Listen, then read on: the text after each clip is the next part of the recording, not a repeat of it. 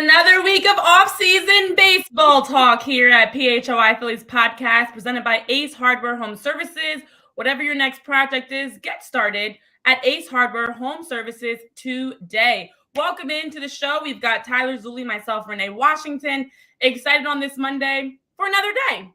That's all I'm excited about. I'm actually really excited also because there's some great personal things going on in our lives. I won't air out anybody's business, but we've got some exciting things going on this week. So I'm thrilled to have you all here as we're going to get a chance to get into the turnaround. And then we're also going to talk about the lingering questions this offseason that need to be addressed, need to be answered, as well as previewing what we now know as the World Series matchup that we all expected the Phillies to be in. But here we are, Yankees, Dodgers. We'll talk about what led to it and much more. Tyler, on this Monday, how are you feeling? Yeah, I noticed the third member of our party isn't here. He just happened to get a paid day off to go play golf with some of our sponsors. So I guess just you and I are just going to hold the fort down, and Jamie gets to go play golf on this beautiful fall afternoon. Yes, thank you for clarifying that. For anybody that's wondering where Jamie is, he has abandoned us to go play golf. And hey, listen, it's on company time. If they asked me, I would do the same. So I don't blame them. I think we're the dumb ones here, actually. Yes. For sure. He's the one that's out playing golf on a Monday. And it's beautiful out today, yes. Actually. We're back to some nice, warm, hot weather. So, yeah, lovely for Jamie. He's living his best life right now. But K-Red, what's up, everybody in the chat? Nice to have you guys here on this Monday. Let's just jump right into it because I think there's been some mixed feelings regarding the Netflix documentary around Trea Turner that was inspired by the standing ovation last August. Jon McCann, the Philly captain, as he's known as, had posted a video on social media encouraging people to give Trea a standing ovation instead of booing him. Felt like he was mentally in a bad space. So the documentary kind of also focuses more on the mental health aspect as well as the fandom and that what led to the moment. It's about a 30-minute documentary. So it's short and sweet, and it's here. We remember when it broke and we were on the show and we touched on it briefly, but now we actually know the turnaround is a real thing. Tyler, what are your thoughts on this Netflix documentary that has been built around the standing ovation? Yeah, I think in the moment was very visceral. It was very kind of real. It was raw. I know it was a kind of a pseudo planned event, but it was a really cool moment for Phillies and for the Phillies and for Phillies fans and for Philadelphia sports fans in general, because of the outside vitriol that hits from a lot of either national pundits or these types of documentaries where it's. Let's take a look at why Philly threw snowballs at Santa Claus, or let's take a look at why Philly hates JD Drew, or let's take a look at why, whatever. So it is nice to see a positive spin on Philadelphia sports fandoms, because I think that the reality of the situation is Philly sports fans care a lot. Definitely. And that's what they want you to do, is care as an athlete, is to care a lot.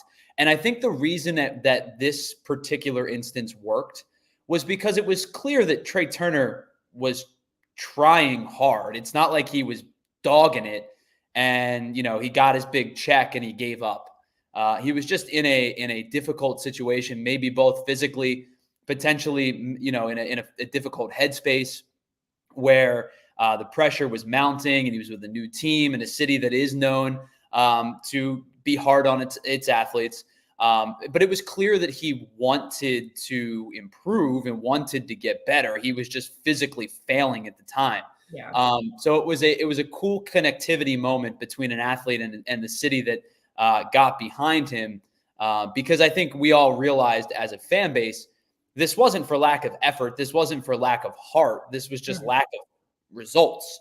So I think in the moment, it was a really cool experience that I think that, I think that he's going to remember for a long time. Fans will remember for a long time. It was a turnaround moment for him. The rest of his 2023 was much better. Yeah, and it made me wonder if we needed to give him an ovation in 2024 as well. The documentary premiered at the Telluride Film Festival September 1st and has been, slowly, I feel like, sharing, and to your point, Tyler, the other side of Philly fandom, that everybody's not a jerk. everyone's not going to attack you or fight you. We're not the only fan base actually that will throw things on a field, that will fight. In fact, we are Tennessee football. I was gonna say, well, I mean, there's a whole list. Sorry, Texas football. Texas football, the Ravens and Commanders just had a fight with their fans. We saw it down in Atlanta with not only the Falcons, but also the Braves when they threw stuff on the field. We've seen a lot. It's not just Philly sports fans, contrary to what people think. So I think from that side, I do enjoy the fact that this was able to highlight Philly fandom in a positive way and showcase the passion is truly passion. I always tell people we're not crazy, we're passionate.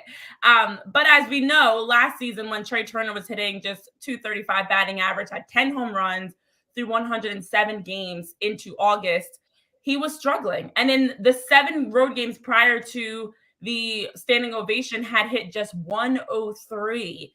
And he had dropped in the batting order. Rob Thompson moved him down to 8th. So with that ovation, it's the turnaround. It's the 1 for 4 nights, and then it's the 2 for 4 night the next day with that 3-run homer that he hit.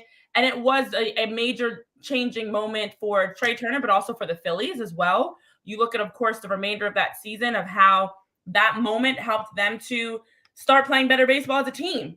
And they all kind of needed that pick-me-up. So I think it was, to your point, was such a great moment.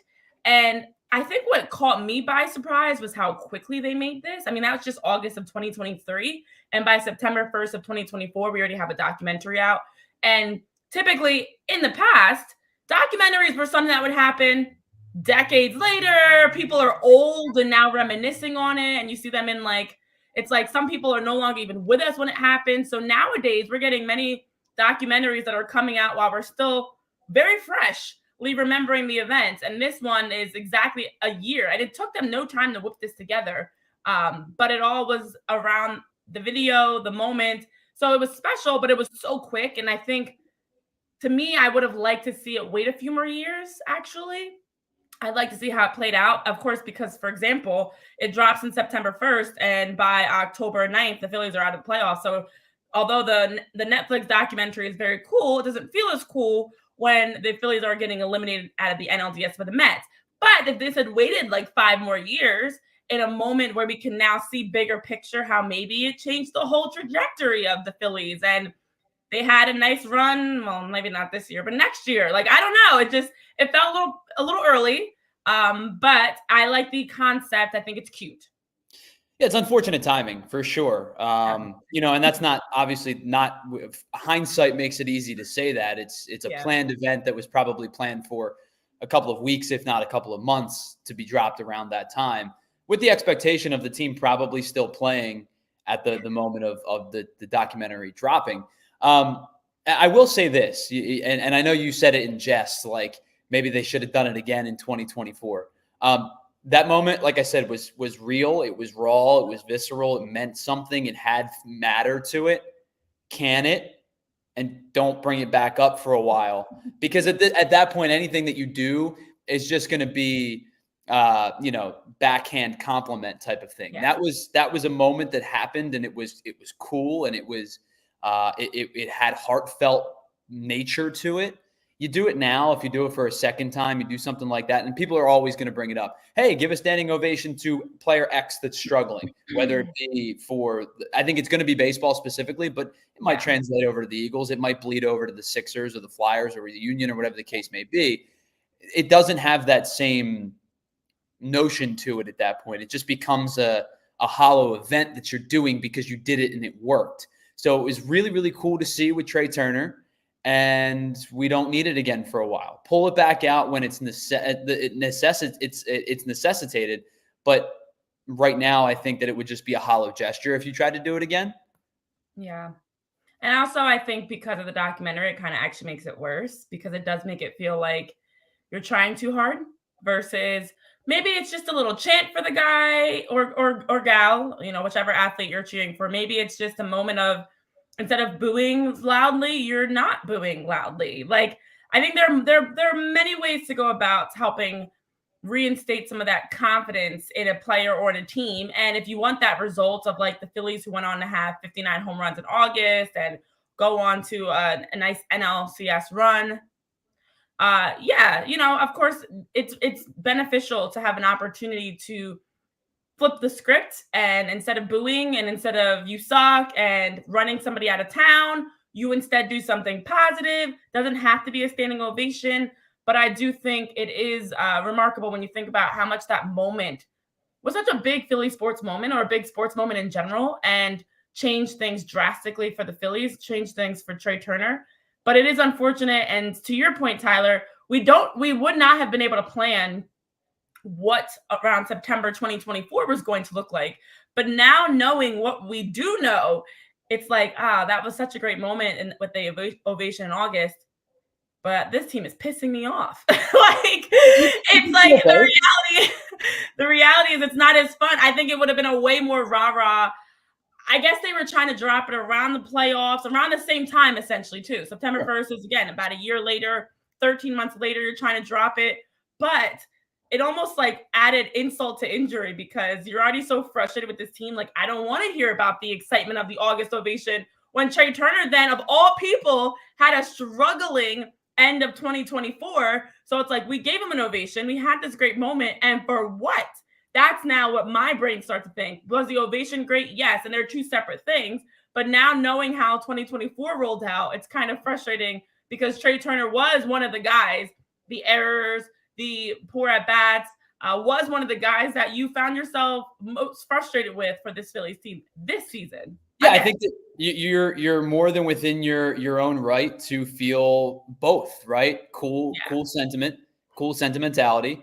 And also, you're frustrated with how the last 2 years have played out, right? And we talked about this the other day, where, I separate 2022 from 23 and 24, because 2022, a World Series appearance for a year that really didn't feel like it was a World Series team up until, that 9th inning rally against the Cardinals in Game 1 of the wild card round. And maybe even further than that into the NLDS, and you worrying about the Braves and you take it to the Braves. That's a separate year for me. But you do have a right to be, hey, this is a cool idea. This is a cool concept, a cool documentary. And it's unfortunately annoying timing, because you're right. They probably planned this under the assumption that a 41-15 team was going to find its way into the NLCS, and they were going to use it as an additional rallying cry. And whatever the case may be, you have a right to feel bummed and frustrated and PO'd and whatever the 7 levels of grieving you're feeling, because this team, did underperform this year from a standard that they had set through the first couple of months of the year and through the roster construction that they've had. So you have a right to feel both ways.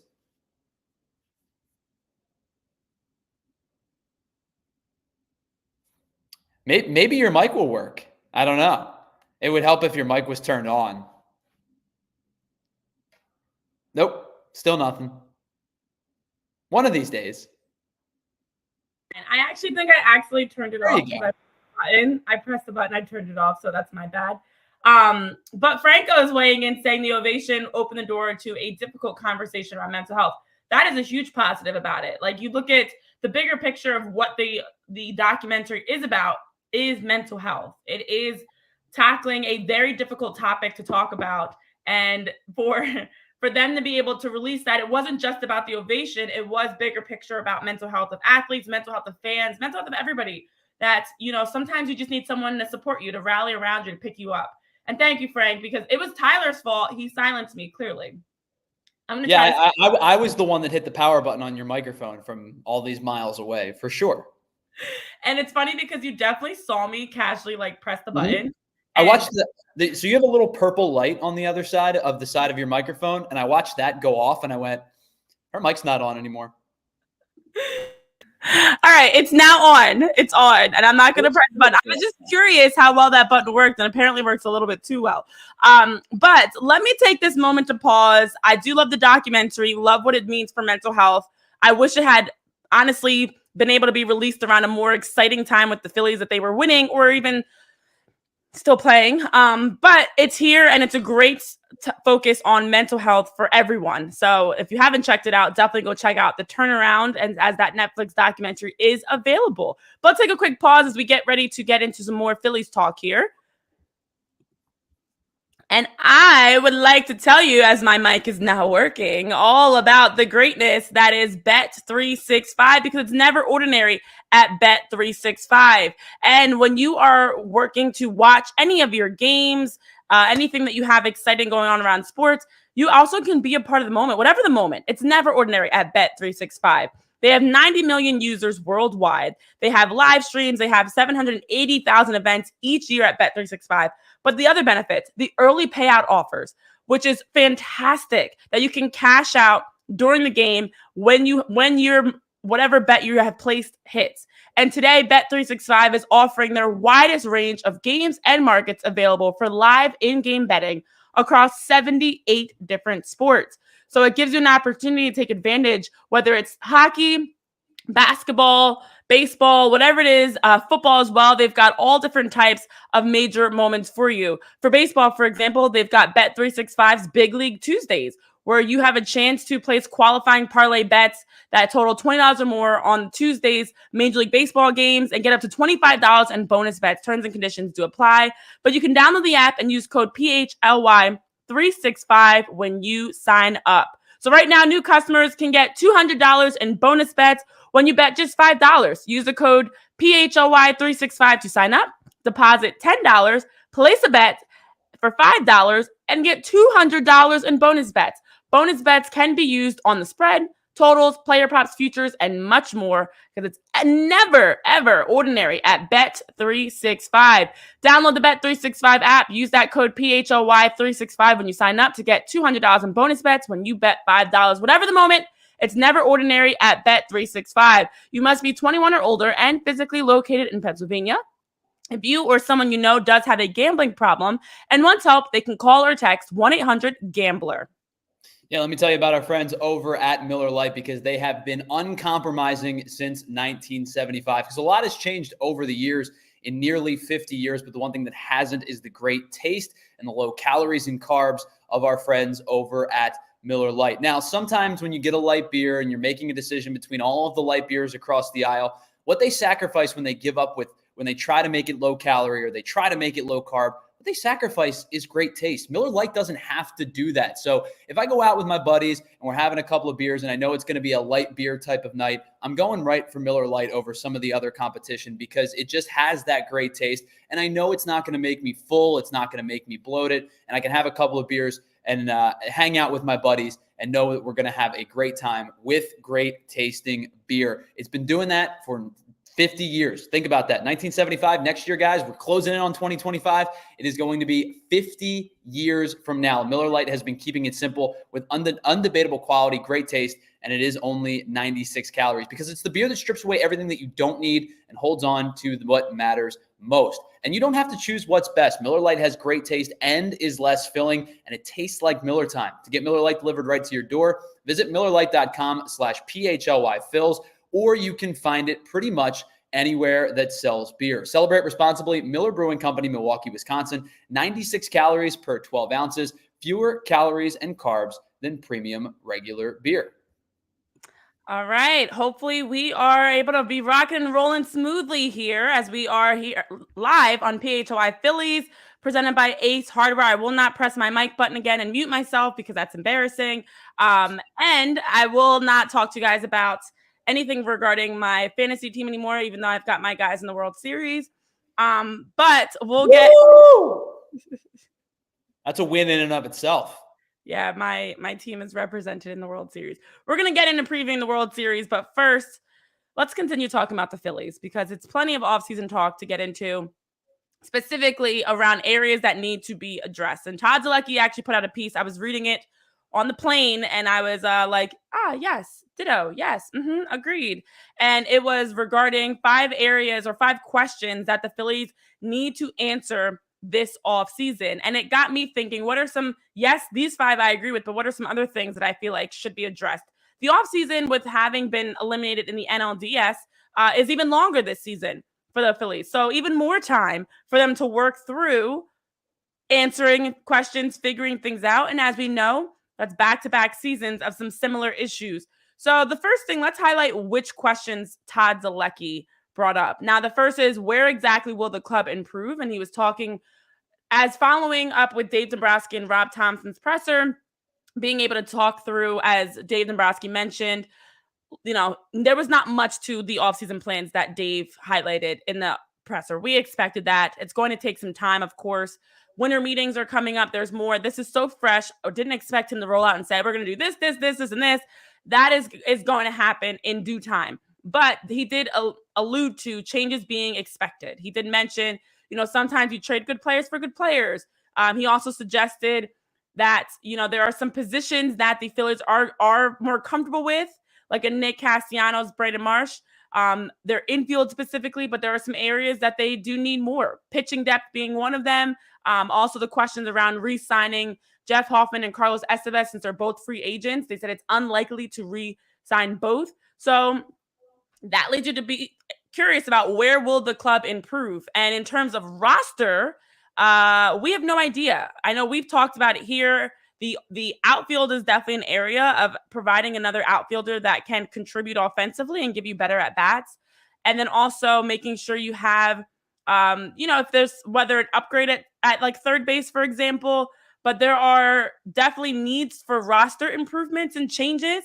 And to me, it's not even that the current players are bad. It's just that it's time to bring in someone new. And you cannot continue to run it back with the same roster year after year. You need some different personnel. You need some shakeups in the lineup just to keep people on their toes internally and externally for opponents. So I to the point that was brought up by Todd Zalecki, where will they actually be able to improve?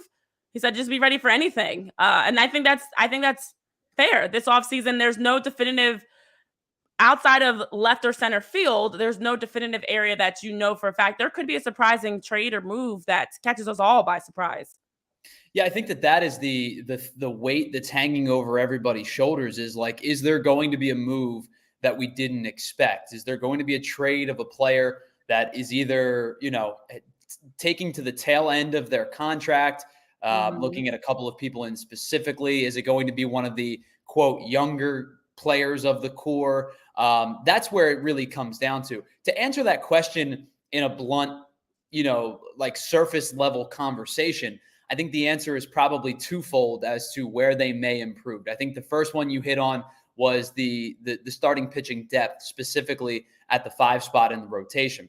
Taijuan Walker still has 2 years left on his $72 million contract, but I don't foresee a situation in which he gets significant playing time or significant run with this organization because of the failures of the last 2 seasons. 2022 was bad. 2023 was really, really bad.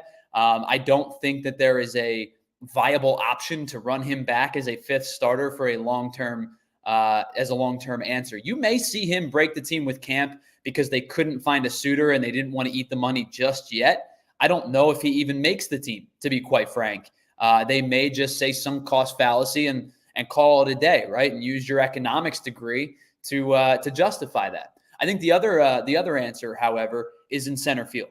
And I don't know if that necessarily means when they say trade a good player for a good player, there is always the cliche, it takes 2 to tango or 2 to be a trade partner. And yes, some teams want prospects because they're rebuilding or they're beginning a rebuild or they're trying to get young and they're trying to shed salary and things like that. But there may be a situation where a trade arises where another good team needs a particular player in exchange for an extra outfielder, somebody who can be a starting outfielder. They tried to make that trade work with the Orioles because Austin Hayes was surplus for what they had, considering they've got a group of young kids who are about to make their way through between Colton Cowser, who's already up, and Heston Kjerstad is on the way up, and they're not all outfielders, but just the young guys that they're bringing up. Mayo is on his way through soon.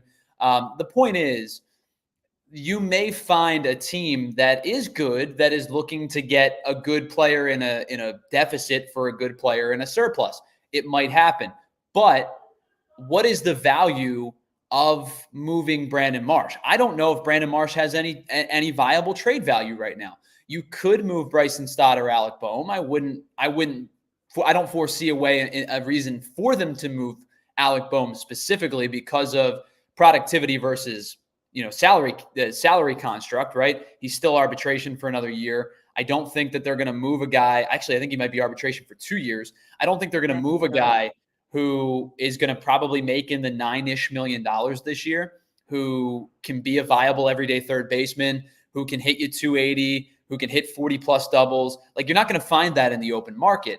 So to answer your question, I don't know directly the answer to that question, but I would say that your two easiest answers to that is the fifth rotation spot and probably center field.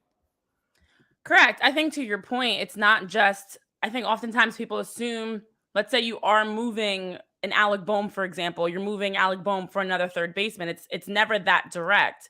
Much like the Austin Hayes move, which you moved on from 2 relievers, and in return from Sir Anthony Dominguez and Gregory Soto, you get Austin Hayes as an outfielder. So it's not always going to be position for position. In fact, it rarely is, because it's both teams don't often need the same. Like, if a team needs a center fielder, they're not going to trade you. Like, let's just swap center fielders. Like, that's not what happens. So it is going to be a surprise, and that you have to look at who truly has trade value and who is someone that you can move on from. I do think that some of the names that we haven't discussed, to be honest, like a Christian Pache who got traded before, I think those are the types of players that are also expendable. The Weston Wilsons, the Buddy Kennedys, the Cody Clemens, the Cal Stevensons, those guys that have been called up and done well and shown that they can be a big league player, that maybe on a team that's building, they might be interested in them. I know in the chat, K-Red brought up Bohm or Ranger, and to me, it would be a matter of, if you're able to, you've got to get a deal that makes sense. So like Taijuan Walker, to all of our knowledge, as we all are aware, is not playing well, but is on a huge contract. But no one's going to take that contract. Like, I doubt a team is going to say, oh, I'll take a chance on Taijuan Walker. We'll be able to fix him. He's over 30. I think it's exactly 30 or 31. But he also has shown you season after season, this is who he is. So you're not getting a young pitcher that you can fix and tweak. You're getting a guy that, as a number 5 starter, doesn't look like he can still pitch in this league. So that's not someone, as much as you want to say move on from him and get rid of him, you're not going to be able to actually, somebody has to want him. Alec Bohm is someone another team could want. Home run derby, all-star, great regular season, still young, been trending in the right direction. That's why him and Bryson Stott at 27, 28 are guys that have value. And I do feel like the trade is going to be somebody that we're not expecting, whether it's because of the value or is just a person that we're connected with. Because we, of course, you're a fan of all the guys. You don't want to see anybody go, but you've got to look at who would another team want. Ranger Suarez is a guy teams would be chomping at the bit for. This is one of your pitchers that is a 3 or 4 starter that on other teams could be a 1 or 2. And he does have that postseason ability. So he's someone that makes me nervous because of that exact reason. And knowing he's going to be probably expecting a bigger contract, I don't know if the Phillies can even afford to keep him. So I think, to be honest, there's going to be moves made that people are going to be upset about. Everybody's ready to say, get rid of Johan Rojas, get rid of Taijuan Walker. Those are the easy ones. People aren't going to want them. They're going to want the Alec Bohms, Bryson Stotts, even a Brandon Marsh, to be honest, Ranger Suarez, because they have either financial value and or, of course, the talent. So it's going to be interesting.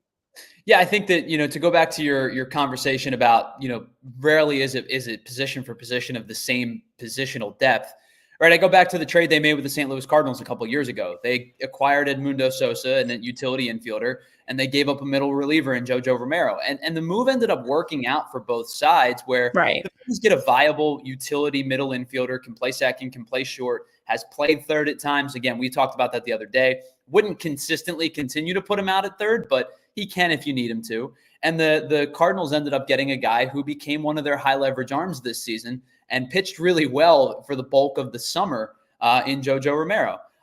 Most of the times it doesn't happen that way. Or most of the times it does happen that way. It doesn't happen where you're moving a center fielder for a center fielder, or even an outfielder for an outfielder in that regard. But I will say this to go back to your previous point. You brought up a bunch of guys where I don't know what their value is, right? I don't know what Weston Wilson's value is. I don't know what Cody Clemens' value is. I don't know what Cal Stevenson's value is. But the one in particular that you brought up, and I've seen it brought up in the chat, is Ranger Suarez. Ranger Suarez has definitive value, and teams, you are correct, teams would jump at the opportunity to acquire a Ranger Suarez. The Phillies are not in a position to move starting pitching right now. The Phillies have 3 really good pitchers. You have 4 if you feel comfortable in Ranger Suarez, but your base of Wheeler, Nola, Sanchez isn't going anywhere. They're all on long-term extensions. Ranger Suarez at this point is the one whose contract is dangled up in the air. If you move Ranger Suarez this offseason, you now have to fill 2 starting pitching spots, one of which presumably will be Andrew Painter's at some point in the near future. But it's not going to be in March. It's not going to be in May. It's probably not going to be in July. It may be in September, but it's more likely going to be in 2026. So if you're thinking about moving a Ranger Suarez, the value of return would have to probably be greater than what Ranger Suarez value actually is, because you're depleting a starting rotation that already has a question mark for 20% of it. Not every team has four good starters. The Phillies are lucky to have 4 good starters. But if you make that 4-3, all of a sudden you have more question marks than you have answers. So unless the return on value of Ranger Suarez would be significant, I don't envision a move in which they would move Ranger Suarez this season. And I understand that you may end up losing him for nothing because of it. But I think in this particular instance, with the team that they have and the value of which Ranger Suarez return would have to be, I think that I would be more comfortable letting Ranger Suarez walk in free agency than I would moving him and trying to figure out the rotation for next year. I think it would be a poor decision to move Ranger Suarez this offseason, regardless of how poorly he pitched down the stretch. Yeah, and I think that's the reality. I mean, the Phillies already have, as we talked about, Taijuan Walker is still up in the air. They did mention he's going to have to fight for a spot in camp. There's no guarantee he's going to be back next season. The number 5 starter is still a major question mark. So to your point, why make that even worse and now need a number 4 and 5 starter? You know, you're already waiting for Andrew Painter. You're already wondering who else can you have pitch until he's able to. They're going to be slowly increasing his pitch count. So in the meantime, you still need someone for that number 5 starter. You don't want to add more problems. And with Ranger, after he was on the IL, and I know the number 5 starter was actually brought up in Todd Zalecki's piece. It's been brought up many times in so many conversations we've all been having. When you really think about it, the time frame around when the Phillies season started to go downward was not only around the London series and the All-Star game, but around that time was when Ranger Suarez was on the IL the first time. And they went 32 and 30 after that. He was such a big part of why they were successful this season. And when he started dealing with the back spasm, back injuries, and his pitching started to decrease, the team started to lose games. They do need to have a rotation of those 4 locked in solid is needed. You cannot this offseason then take steps backwards and add more problems to this. So I would hope that the Phillies, if they're talking about any pieces, and I know even Sosa, as you brought up, to me is a good guy that I think could be the benefit of possibly Sosa being someone that you can move on for. He does also have some trade value for another team that might be looking for an everyday piece. He can be any role, second base, shortstop, third base, whatever it may be. So there are definitely options there for who the Phillies can move on from. I do feel like the guys like Weston, Wilson, Cal, like that group, we probably don't see the value of as much because they're bench pieces. They're guys that you're calling up in place of, someone that's injured. But for another team, they might truly see the value of them as young talent that can be added into their lineup in a way that's more meaningful. So it is going to be interesting. And I definitely want to get into some more around some questions, because the number 5 starter and what areas of the roster can be moved and improved are definitely 2 big aspects that I want to get into. But I do want to take a quick break because I want to hit on some more business while we're here, because we've got more to talk about, guys. Plenty more to talk about on this Monday. And when you're planning for the future, you want to make sure you can plan for your future financially as well. With TrueMark Financial, they have a lot of options for you that you can look to take advantage of. Now, the great thing about TrueMark Financial Credit Union is that they have tremendously great fees, low rates, so you don't have to worry about spending all the extra. I cannot stand when banks charge you all these extra fees, and it's almost like, how am I saving money if you're charging me just for my money being at your bank? Well, with TrueMark Financial Credit Union, they have a lot of benefits, and the low rates, better fees are two of those. They also have some aspects of their banking that you can utilize, such as their rewards Visa credit card, as well as their ability to have a chance to manage your credit score.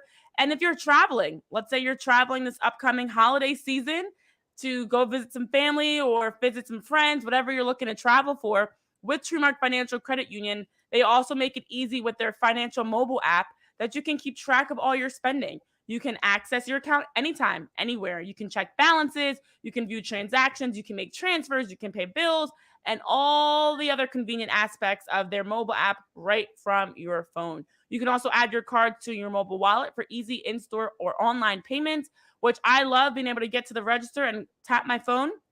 They've got that benefit as well. Let's say you're planning to buy a house. I know my brother and my sister-in-law just bought a house.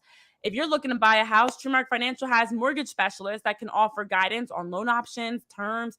They'll even help you assess your finances and credit score to determine borrowing capacity, and to help you save for a down payment and budget for those closing costs. Because it's difficult when you're trying to manage your money, you're trying to plan for all the fun things of the future, and you're trying to figure out how to best do that.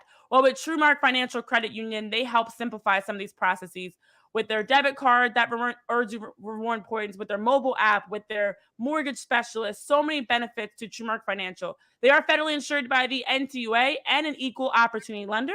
So for more information, if you'd like to get started, check them out at truemark.com/PHLY.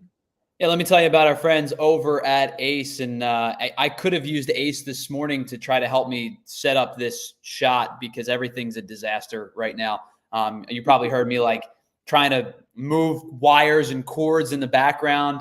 And thank you to Renee for being a true pro and taking the solo while I try to fix this. But yes, Ace is the place with the helpful hardware, folks. You know that. But what you may not know is Ace is also the place with the helpful home service and repair folks as well. Because if you've got a leaky pipe, maybe your faucets are a problem, your air conditioning's a mess, or maybe you're looking to fix your gutters, it's starting to get cooler out, you want to get your AC covered and your heat on, but when you go to crank that heat up, nothing.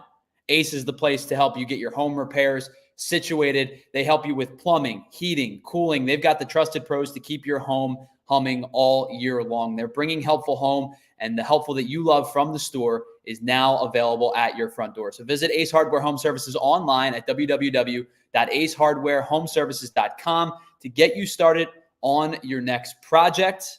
And maybe we'll have a project to take care of here in the studio shortly. We'll be calling our friends over at Ace Hardware.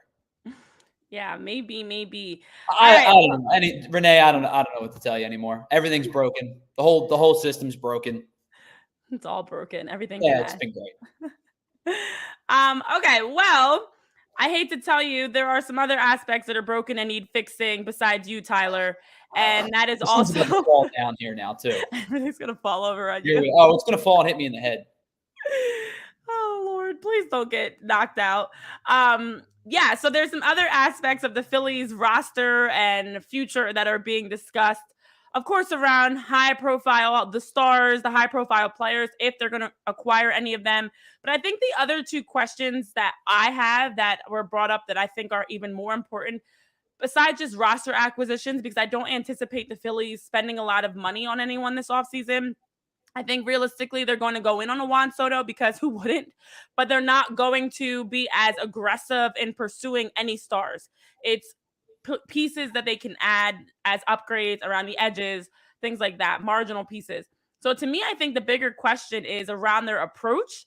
And I think their approach starts at the leadoff spot. I think their overall approach offensively, that they've discussed as, guys this winter we're going to have a plan, and they're going to work through it. And we're going to work on how they're spraying the ball around the field and finding pockets and gaps to hit the ball into, and their overall discipline and patience and the buy-in of all of that. It sounds good. That sounds great to me, but what does it actually correlate to? What does that actually look like? What does that actually mean? Will that actually help? Is it enough to say, oh, everyone's going to work hard this offseason to get better at the areas they're weak? So is every other team doing that, the same thing. So the improved approach, I don't know if it's really enough. And I know it was brought up in this piece as a question: is an improved approach really enough to help the offense? And I think there's multiple layers to this. To me, you need new personnel in the offense. You also need to have some hard conversations with people, that everyone needs to be bought in on whatever Kevin Long is trying to get them to tweak, and whatever areas they need to truly improve their at bats. But then also, I would like to see a change in terms of the lineup. I know every chance we get, we're talking about if there will be a change in terms of who is the leadoff hitter. But to be honest, it's not a knock on Kyle Schwarber, because Kyle Schwarber, you look at his leadoff numbers, the leadoff home runs alone, as we know, top for the Phillies organization, making history, smashing home runs, giving them the opportunity to start off 1-0. But I don't think it's as much about Kyle Schwarber being bad as a leadoff, because I think he's fine as a leadoff hitter. I think it's more about, if you were to change this lineup to have Bryce Harper leading off, the same way the Dodgers have Shohei Ohtani, the same way Francisco Lindor leads off for the Mets, the same way every team has their best guys as leadoff, the Phillies do not. You have him at number 3. So it does change for opponents. It changes for your offense. It changes a lot if you're starting off with Kyle versus Bryce. And I think that actually would directly help their overall offensive approach and at bats if you tweak the leadoff hitter. I think I'm ready for this conversation. Sure, we can have it. I know Jamie's going to be mad that we're having it on the days that he's not here. Kyle Schwarber is not your prototypical leadoff hitter. He's never going to be your prototypical leadoff hitter. But what Kyle Schwarber does is get on base. What Kyle Schwarber does is set a tone. What Kyle Schwarber did last year, which is something he's not done nearly as well that he did last year, he was substantially better against left-handed pitching this season. He cut his pull-happy approach down a little bit, was far more willing to use the whole of the field. Listen, he's never going to be a guy who isn't trying to put you on the board 1-0 with his first swing, whether it's the first pitch of the top of the first, or your pitcher settles in, Zach Wheeler gets you a clean first inning and he wants to set the tone and make it 1-0 at Citizens Bank Park. He's always going to be that guy. But he walks a ton. His OBP is good. His average raised, I believe, 50-ish points this season. I think he hit like 196 last year, and he hit maybe 245, 246 this season. If you're looking for a guy to hit 300 at the top of the lineup, I hate to tell you this, but there were like 11 qualified hitters across baseball this year who hit 300. The whole league as a whole, everybody. Luis Arraez is one of one. Stephen Kwan didn't finish the year hitting 300. Stephen Kwan hit 292 after being at 400 plus through May and into June. The point is that there is less value in average and there is more value in slugging. And it's just how baseball is perceived. If you look at the numbers across the ALCS between the Guardians and the Yankees and the Yankees had very similar batting averages. They had very similar on-base percentages. You know what the difference was? The Yankees had 200 more points of slugging as a team than the Guardians did. They won that series 4-1. Now, Giancarlo Stanton hitting home run after home run after home run is going to help that cause. But the reality is, yes, you want a guy who is able to produce good at-bats. You want a guy who is able to work a pitcher and work a count and be good with 2 strikes and hit to all fields and force a defense to play straight up and not cheat up the middle one direction or the other. You want a guy, if he's left-handed, to be able to serve a couple of base hits every now and then down the left field line, and inversely a righty to be able to go down the left or the right field line. Of course you want that type of player. But that archetype of that type of player, first of all, is pretty few and far between when it comes to your 300 hitter type of player. And second of all, it doesn't necessarily have to be your leadoff hitter. Kyle Schwarber has proven that this team has success with him as the leadoff hitter. He's hit 120 home runs over his first 3 seasons as the Phillies, with the Phillies, primarily as their team's leadoff hitter. I understand that you want to have him. There's the thought process of the traditional, he should hit 4 because you're going to have runners on base, and that solo home run may end up being 2 or 3 run home run. But my thought process with him as your leadoff hitter is He gets on base at a very high clip, about a 350 on base percentage, which is 350 to 370 is what I'm asking for a leadoff hitter to be at, where he's consistently at. His singles have improved in terms of his hit percentage of singles improved this year. We talked about how he's better against lefties. Mm-hmm. I have no issue and will continue to have no issue with Kyle Schwarber being this team's leadoff hitter. Yeah. Honestly, I do think it's the reality that Kyle Schwarber by August 4th had already passed, or tied Alfonso Soriano for the only players with multiple seasons of 10 plus leadoff home runs. And then he became the solo guy, of course, took over that number one spot in doing it and having the most leadoff home runs in a single season for any Major League Baseball player. He's a great leadoff guy. He really is perfectly fine in that spot. And he's shown us that with his home runs. He's also shown us that with, as you mentioned, you've seen the improvements. And I can't wait to give you guys my grade on Kyle Schwarber when we get back into our individual grades. But Kyle Schwarber is one that he's gotten quicker. He's moving better in his base running. His at-bats have looked better. He's improved in a lot of areas this past season. And you could see that it was unfortunate in the NLDS outside of his leadoff home run. You didn't get as much from him because overall, he did have a strong season as leadoff. To me, I think the conversation is not about Kyle's inability to be a leadoff hitter. I think it's more about, does it make more sense for the rest of the team if he's leadoff versus if he's batting later in the order? Does it make more sense to have Bryce Harper hitting leadoff? Does it make more sense to change up the rotation? I know at times they even talked about Trea Turner batting leadoff. I don't know about that anymore. But I think it's more about knowing the lefty righty, but knowing just bigger picture, this offense as a whole needs something or things, multiple, because they need more than one thing to change. It's worth revisiting. And it would not be a knock on Kyle Schwarber. It would absolutely be because this offense just needs to change and might have more success if, to your point, maybe you have Kyle batting later when you have guys on base, or even for Bryce Harper to have more protection batting leadoff versus batting third. So I don't know. It's definitely my question with the protection thing then is he's got no protection in front of him. I mean, obviously you're going to have to pitch to him the first time through the lineup because 2, 3, and 4 is going to come up. But very infrequently are you finding a situation in which Bryce Harper leads off every inning that he's the hitter up. So the leadoff hitter. So the protection, instead of Trea Turner and Alec Boehm or Trea Turner and Nick Castellanos or whomever it is at 2 and 4, all of a sudden the protection becomes Austin Hayes or Johan Rojas or Brandon Marsh. Player to be named later. The protection becomes worse. So, and don't get me wrong, Renee, I championed for Bryce Harper to be the leadoff hitter of this team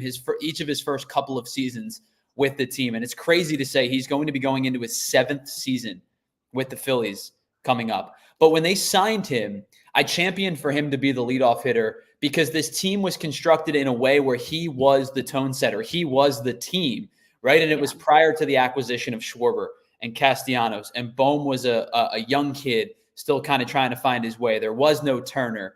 JT was pretty cemented as either a 2 or a 5 at the time. You felt comfortable with him either hitting really even in the 4, even though he wasn't a traditional 4 hitter. As the years have progressed and the Phillies have gotten deeper and more talented and have more talent on their roster, I think it makes less sense in the construct that Schwarber makes more sense to be your leadoff hitter the way that he has produced for this team. If you're deciding upon anybody else, then you're flipping entire roster constructions together. Now, sometimes you just send your best players to the plate and you don't worry about lefty-righty matchups, right? But I think you want to protect your team from an overabundance of too many players of the same handedness in a row. So if you do have somebody else not named Schwarber or Harper lead off, and you have specifically if it's a right-handed hitter, at some point you are going to go lefty-lefty back-to-back. Now they do it anyway. They're going to do it anyway at some point in their roster build, whether it's Stott and Marsh back-to-back, or it's Marsh hitting 9th and Schwarber at the top, cycling back through the top of the lineup. At some point, your lineup build is going to have consecutive hitters of the same handedness. But if you can avoid it, especially if you can avoid it with 2 of your best hitters being Schwarber and Harper, I think it would make sense from that standpoint.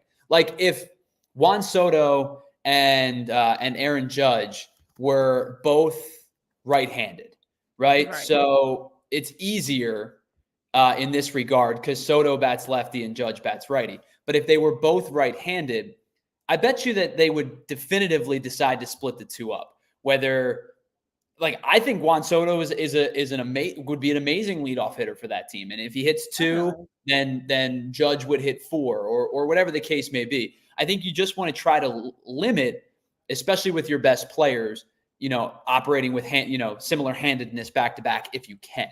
Mm-hmm. Yeah, no, it's a great topic and a great point that you bring up. I should even say, Tyler, because there's more to it. It's not as simple as just have the best guy lead off.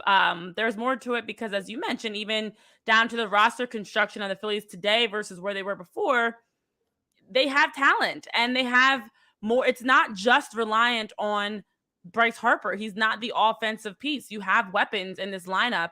So to me, it's beyond the leadoff hitter. I think the bigger area that needs to change is the roster construction with some of those 7, 8, 9 guys.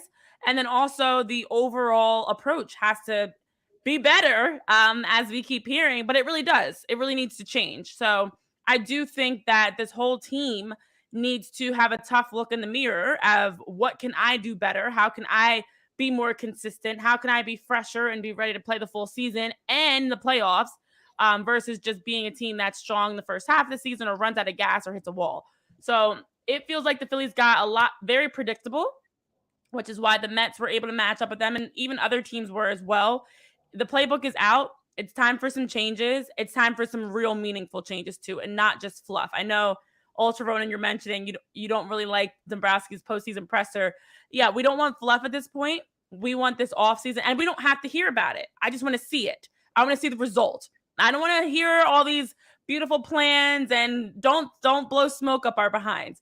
Show us, don't tell us. So let's hope that the Phillies can show us this offseason, and we won't know until we get into spring training and next season that it's actually paying off. Show us with your moves that you're making. Show us with your roster acquisitions. Show us that you're really putting in work to make this team actually better. Yeah, and I will say this one final piece on this leadoff conversation. This becomes an easier, more palatable conversation if Bryson Stott doesn't have as poor of a year as he did. I think Bryson Stott would make sense as a leadoff hitter from his plate approach, from a guy who works a lot of counts, who's good with two strikes. But the problem was we laid it out and we gave his grades the other day. He is struggling with the high fastball. He is struggling with exit velocity. He is struggling with his swing speed. All of these things aren't going to work if, like, those two things paired with the fact that he's struggling with high fastball specifically, really diminish his value as a leadoff hitter because he becomes less of a threat to work counts and to have these two-strike approach at bats. If he gets back to a semblance of what he was in 2023, where his OBP was higher, he was better against fastballs, he had an insane two-strike average. I think, in fact, at one point he was leading the league in two-strike hits in 2023. Then you could have that conversation because I think it allows you to have Bryce Harper hit 3. But then again, it's like, where does Kyle Schwarber go from there? If you're looking for your prototypical leadoff hitter, the guy who gets on base, the guy who steals bags, the guy who works counts, then the answer to that question is a much, much better Bryson Stott in 2025. A, I don't know if we get a much, much better Bryson Stott. And B, I don't think that move would happen for any reason other than roster shakeup for the sake of roster or lineup shakeup for the sake of lineup shakeup. Sure. No, I get that. He's the one that actually would be another piece that you can have as a leadoff, but he underperformed, so we can't even have that conversation until he gets more consistent, honestly. So as we are talking through here on PHLY Phillies presented by Ace Hardware Home Services, I feel like it's only right now that after this weekend we've had a chance to see the championship series come to a close to tap into that. Now, of course, we have time. The World Series does not begin until Friday, but the Yankees... silly. Oh, silly. I know. And they were talking about potentially moving it up, but then with the Dodgers going to 6 games, they kept it as Friday. So the Yankees took care of business quicker. And it was Juan Soto who had the 3-run homer in the 10th. It was Giancarlo Stanton who was named the ALCS MVP that had an incredible ALCS for Giancarlo. Was phenomenal, was consistent. He said he's been waiting many years for this, and he's like, it's a special moment, but I just want the next trophy. We're not done yet. Sorry, John Middleton. It looks like the Yankees or Dodgers will be getting that trophy this year. So the Yankees, Big G, as they call him, in his 7th year with the Yankees, had one of the honestly, like, grittiest, most consistent performances that you can get for a guy. When you look at every at bat, every game, that he was just phenomenal. 16 postseason home runs that Giancarlo Stanton has hit so far. And also he was just lights out. He has been the guy that they've been able to lock in on. So yeah, the ball he hit off Bybee to tie the game at 2 was absolutely obliterated. Like, we always talk about business decisions being in the stands. I would not. I'm sorry. I'm getting out of the way. I don't need that ball that bad. That ball was crushed. Insane. Well, you look at his numbers. He has 8 career hits against Cleveland in his postseason career, and all 8 of them are home runs. And that is the longest streak of any Major League Baseball player versus a team. The next longest streak was actually Jim Thome, who did it against the Red Sox in 95 to 99. So for Stanton, I mean, he was just, honestly, the Guardians had no answer for him, and they haven't had an answer for him. So, and that's what we talked about earlier in the show. The slugging percentage was the difference in this series. Yeah. The Guardians had a almost 200-point less slugging percentage than the Yankees did. Yankees took advantage of mistakes, and the Guardians were tasked to throw a lot of pitches from a lot of different guys because they had Bybee and not a whole lot else, right? Boyd was making starts, and Alex Cobb made starts, and they tasked their bullpen for a lot. But the Yankees took advantage of bad pitching or bad pitches, and we're driving the ball, and the slugging was indicative of why they was a huge portion as to why they won this series pretty convincingly too. Very convincingly. And yes, with that 446-foot home run that he hit off of Bybee, Stanton had 4 hits in the series. All of them are home runs, of course, because I said he was 8 for 8. 5 runs that he scored, 7 RBIs, definitely deserving of being named the MVP, and the Yankees definitely deserving of winning that series convincingly to now have a chance, as they were waiting to see who they were going to face in the World Series. I kept saying if this went to a game 7 for the Dodgers-Mets in the NLCS, I was concerned. It was giving me flashbacks to last season's NLCS, and I was just up 3-1. You can't then drop, back-to-back games. So I was very nervous. With that 3-2 lead, the Dodgers did go in, take advantage of home field advantage, won the game. They made some history. They had a 6.7 run margin in the NLCS, which is the highest average margin of victory of all time for a postseason series, since they scored 8 runs, 9, +8, +9. And then the second closest margin was the 10-5 win to close things out. When they won big. 4 runs they scored in like the 3rd inning, I believe it was, or 4th inning. Either way, the Dodgers, thank you for beating the Mets, because apparently nobody else could but you. So appreciate you for that. In a 6-game series, there was 1 lead change. Yeah. That shows you what kind of series it was. It was weird. Whoever was winning the game just won big, right? Like, it's just kind of how it worked out. But I think that there is a hat tip to the Dodgers pitching staff and a hat tip to Dave Roberts. I have given Dave Roberts a lot of flack, and I think he's deserved a lot of flack because I think he has underperformed and his teams have underperformed over each of the last couple of seasons. Dave Roberts was tasked with a bullpen game yesterday, and in a situation, as you said, to not send it to game 7, to not have had the Mets win consecutive games, and to worry about what, a game 7 would bring when it's all hands on deck. He threw 7 guys yesterday, and it became much easier after you stake a large lead, but he had to work with the construct of what he had in his rotation or lack thereof. And it's a starting pitching rotation, and it's a pitching staff in general. Renee, we talked about prior to the postseason, like, is the Dodgers pitching going to hold them back? We know the offense is good. You got Ohtani, you've got Betts, you've got Freeman. Apparently Tommy Edmonds is going to play, Cody Ross level hero ball for this team. Will Smith, Teoscar Hernandez, they're a loaded offense. We know that. It was a matter of how good was the pitching staff going to be. And They silenced the Padres for 30 some odd consecutive innings. They had 2 shutouts against the Mets. They had 1 bad game. The first bullpen game against the Mets was not a great game. But I think the difference in this one was a pitching staff that we had a lot of question marks coming into a postseason has been really, really good. Yeah. And you mentioned it. And I know BC is saying in the chat, and you're a Dodgers fan. Thank you to our diehards for tuning in on Roku, by the way. We appreciate you. As we're wrapping up, it is insane the numbers that the Dodgers put up. 46 runs they scored across the 6 games against the Mets, which was more than any other NL team has ever scored in a postseason series. So making some history there. And there's only 3 times in a league championship series that one team outscored another by at least 20 runs. 3 times it's ever happened. It was the Braves back in 96. It was the Dodgers in 2017. And, of course, the 2024 Dodgers. So then for Tommy Edman be the hero, which we all had on our bingo card, of course. Freddie Freeman dealing with injuries. They have to shake up their lineup. Tommy Edman just comes out. Next player up, it was Max Muncy. It was Tommy Edman. They've got so many guys. Kike, so many guys that have been helping them. Tommy Edman had 9 hits and 14 at-bats with a home run, 3 doubles, and 8 RBIs, batting a nice .643 on the series. So yeah, Tommy Edman's all 5'10", 190 pounds of them hitting in the cleanup spot for a vaunted Dodgers team. Yeah, we all knew that was coming, right? Yeah. 4 RBIs in Game 6, including a home run and a double off of Sean Manaea. And with that being said, the Dodgers have now set up a date with the Yankees. It's not a Subway Series, thank goodness. It's Yankees-Dodgers, which is good for baseball. I was talking about it with some people yesterday.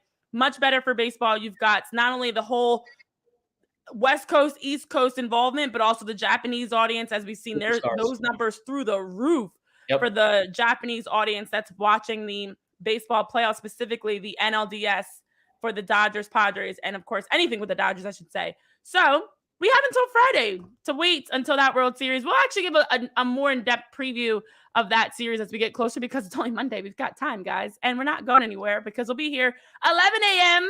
to noon every single day. We've got some more grades to give you guys the rest of this week. So for Tyler, Zuli, and myself, Renee, thank you guys for tuning in on this Monday to hang with us here on PHLY Phillies, presented by Ace Hardware Home Services. We'll see you live again tomorrow, 11 a.m., as we get back into our grades and much more baseball talk here on the show. Have a good one, and we'll see you guys tomorrow. We all silly like the mayor.